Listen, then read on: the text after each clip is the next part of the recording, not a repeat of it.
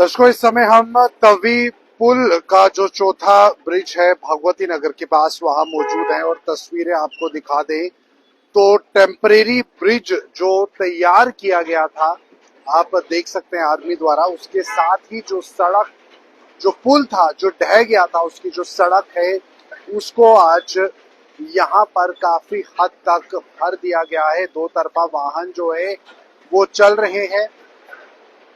जो कुछ भी बारिश का प्रकोप हुआ और उसके बाद अगस्त महीने के बाद से यहाँ पर ये पुल जो है पूरी तरह प्रभावित हुआ।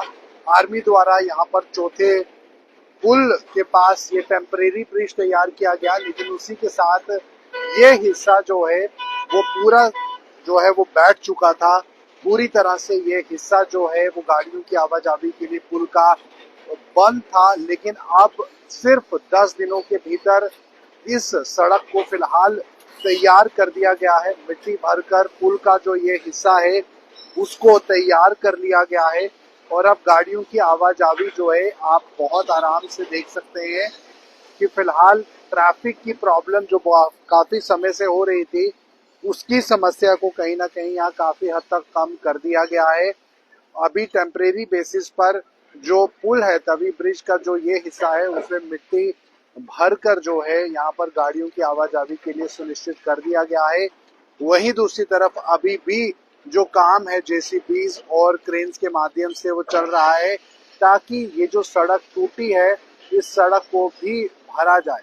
आप देखें कि अभी भी जेसीबीज जो हैं वो बिल्कुल यहाँ पर काम में लगी हुई हैं और 10 दिन के भीतर इस सड़क को जो है वो भर दिया गया है। ये पुल का हिस्सा था जो कि बारिशों की वजह से 26 अगस्त को जो बारिशों का कहर बरपा और उसके बाद पुल जो है वो टूट गया और वेयर हाउस या एयरपोर्ट की तरफ जाने के लिए जो भगवती नगर चौथे पुल से सड़क थी वो काफी ज्यादा प्रभावित हुई। लेकिन अब यहाँ पर इस रोड को तैयार कर लिया गया है जो कि फिलहाल तो कच्ची है और मिट्टी की भराई यहाँ पर की गई है और पुल के साथ इसके इस हिस्से को जोड़ दिया गया है।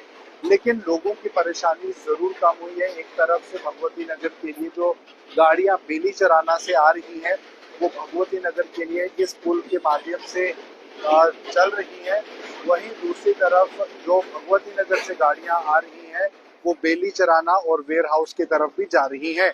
तो 10 दिन के भीतर ये काम किया गया है। वहीं अन्य काम जो रहता है बकाया उसको भी जल्द से जल्द पूरा किया जाएगा ताकि इस सड़क को भी भरने का काम किया जा सके। डेप्यूटी सीएम सुरेंद्र चौधरी ने भी 20 दिन की मोहलत जो है वो जनता से मांगी थी और कहा था कि 20 दिन के भीतर भीतर ये कार्य जो है वो पूरा कर लिया जाएगा। तो फिलहाल यहाँ पर आप देख ही सकते हैं कि जो यहाँ पर निजी कंपनी है वो अपना सामान यहाँ रखे हुए हैं और जल्द से जल्द इस रोड को भरने का काम जो है वो कर रही है। तो फिलहाल लोगों को थोड़ी बहुत राहत जरूर यहाँ से मिली है क्योंकि जिन लोगों का रोजाना का आना जाना इस जगह से है उन लोगों के लिए काफी मुश्किलें थी। लेकिन अब इस रोड पे खुल जाने की वजह से जो पुल का ये हिस्सा ढह गया था वो दोबारा से अब खुल चुका है। तो ऐसे में लोगों को सुविधा जो है वो जरूर मिल रही है। हालांकि रोड तो कच्ची है लेकिन फिर भी थोड़ा ही स्ट्रेच है जो कच्चा है जो बेली चराना की तरफ दूसरे चौक है